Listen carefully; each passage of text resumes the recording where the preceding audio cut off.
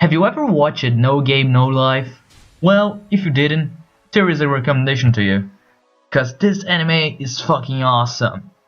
But besides its amazing plot and art concept, one thing that caught my attention was the philosophical stuff about it.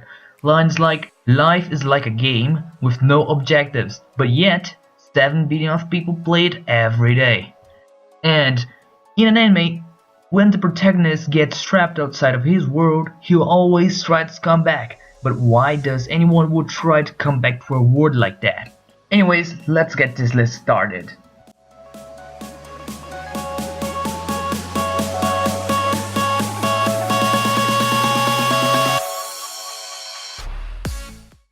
Personally, I do really like the art style. It's detailed, but not detailed at the same time.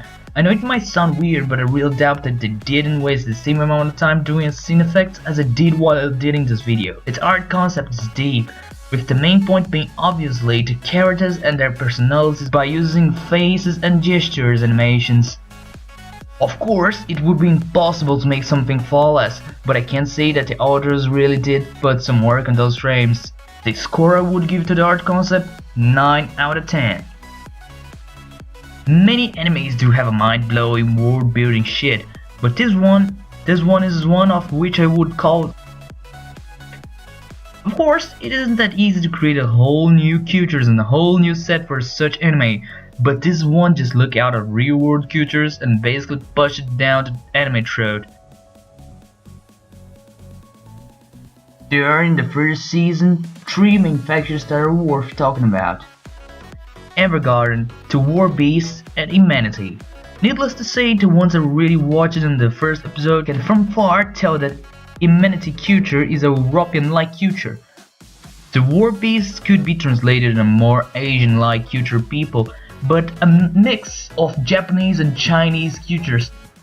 And Evergarden could be just classified as a normal elvic clan because, well, there's no real nation in the world that could be used as a model to Elvengarden. They are basically elves. To the world building of this anime, I would give it 7 out of 10.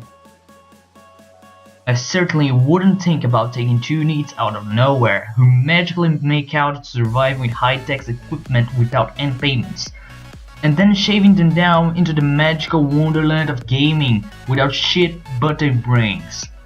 Personally, I can't tell if this is the making of a genius or the next anime Beethoven. I can't help but say that the job of the first episode in introducing me to the anime was quite 7 out of 10 because there was something somewhat forced down.